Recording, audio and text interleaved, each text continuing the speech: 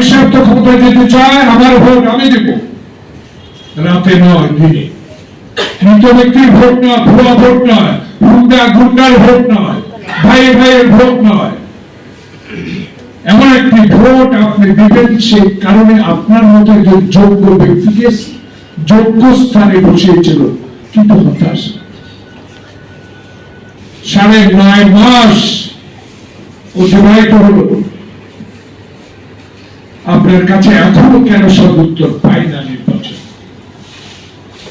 আপনি বিদেশে যান সেমিনারে, জনগণ বলা শুরু করেছে আপনি তো কোন সরকারের আমন্ত্রণে কোথাও যান কিনা। যদি সরকারের কোন আলোচনায়, উন্নয়নের আলোচনায় দাওয়াত পেয়ে যেতেন, আপনি তো সেমিনারে যান। কিন্তু আমাদের প্রশ্ন, যাবেন সেমিনার অবশ্যই, কিন্তু এই 9 মাসে বিদ্যুৎ খাতে কোন উন্নতি করতে পারছেন? এই 9 মাসে ইন্ডাস্ট্রি খাতে, শিল্প খাতে আপনি কোন উন্নতি করতে পারছেন? এই 9 মাসে আপনি কি আইন শৃঙ্খলার উন্নতি করতে পারছেন? এই 9 মাসে আপনি বিভিন্ন দাবি দেওয়ার সমস্যার সমাধান করতে পারছেন? পারেন না, বিধায়িত জনগণ এখন আপনার কাছে চাচ্ছে আপনার কমিটমেন্ট, জনগণের প্রতি কমিটমেন্ট। রাজনৈতিক দল যারা আয়না ঘটেছিল, যারা হাঁটু পানিতে দাঁড়িয়ে রাত কাটিয়েছে, যারা লক্ষ হাজার মামলার মাথা নিয়ে বাংলাদেশে অবস্থান করছে, তাদের দাবি ছিল একটি, আপনাকে বসিয়েছি একটি নির্বাচন দেওয়ার জন্য। কিন্তু 9.5 মাসে আপনার থেকে কোন নির্বাচনের রোডম্যাপ পাওয়া যায় না। নির্বাচনের কথা বললে একটি পক্ষ আমাদেরকে প্রতিদ্বন্দ্বী করে। আমরা তো আপনার প্রতিদ্বন্দ্বী নয়, বাংলাদেশ জাতীয়তাবাদী দল আপনার প্রতিদ্বন্দ্বী হতেও চায় না, আপনার সমালোচনাও করতে চায় না। কিন্তু সমালোচনা তো জনগণ শুরু করেছে। 9 মাসে আপনি 9.5 মাসে আপনি একটি নির্বাচনের রোড ম্যাপ ঘোষণা করতে পারেন নাই। তার কারণ কি? আমি আশ্চর্য। আমি এটা আমার ব্যক্তিগত অভিমত। জামাতে ইসলাম বিএনপিকে রেখেছেন, একই দিন আরেকটি দলকে আপনি রেখেছেন, যে দলের নিবন্ধন নাই, যে দলের অস্তিত্ব কোনো কোথাও খুঁজে পাওয়া যায় না। ঢাকামুখী একটি রাজনৈতিক দলের কথায় যদি নির্বাচন বিলম্বিত করেন, এর দায়িত্ব তো আপনাকে বহন করতে হবে। আমি মুক্তিযোদ্ধা, যুদ্ধ করেছি, আমাদের সর্জিয়া দেশ স্বাধীন করেছে, অস্ত্র দিয়ে যুদ্ধ করেছে, সেক্টর কমান্ডার ছিল, স্বাধীনতার ঘোষক ছিল। অহংকার আমরা করি না, অহংকারের দল আমরা না। জনগণ আমাদেরকে সমর্থন করে, জনগণের কথা বলার জন্য আপনার কাছে আমরা একটি নির্বাচিত সরকার চাই, যারা সংসদে বসে করিডোর নিয়ে কথা বলবে, বন্দর নিয়ে কথা বলবে, আজকে যে শহীদ মিনারে পল্লী বিদ্যুৎ সমিতির কর্মচারীদের দাবি নিয়ে কথা বলবে, এমন সরকার আসবে, এমন নির্বাচন, সুষ্ঠু নির্বাচনের মধ্য দিয়ে যারা সচিবালয়ের উত্তপ্ত অবস্থাকে নিরসন করতে পারে। এমন সরকার তারেক রহমান চায়, যে সরকার নির্বাচিত হয়ে পার্লামেন্টে যাবে, সেই সরকার বর্ডারে গুলি বন্ধ করতে পারবে, ভারতবর্ষের অগণতান্ত্রিক কার্যকলাপ বন্ধ করার জন্য ফাইট করতে পারবে।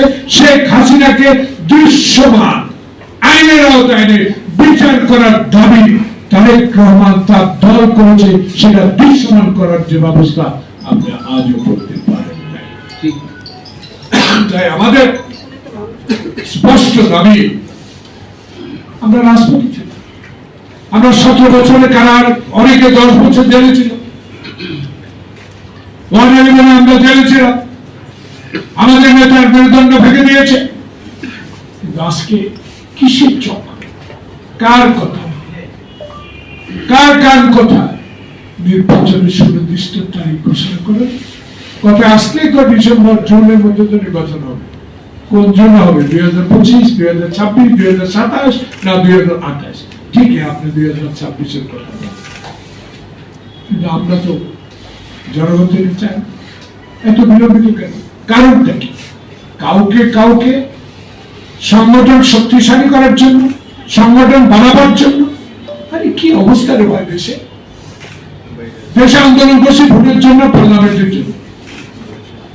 কি এর মধ্যে আব্দুল হামিদের নাটক, আইবির নাটক, মারিয়া কি চিত্রনায়িকার নাটক, এসব নাটক মঞ্চস্থ করে বাংলাদেশের মানুষের অধিকার প্রতিষ্ঠা, ভোটাধিকার আদায়ের সংগ্রামকে বিপথে নিয়ে যাওয়ার একটা ষড়যন্ত্র বলে আমরা জনগণ মনে করি।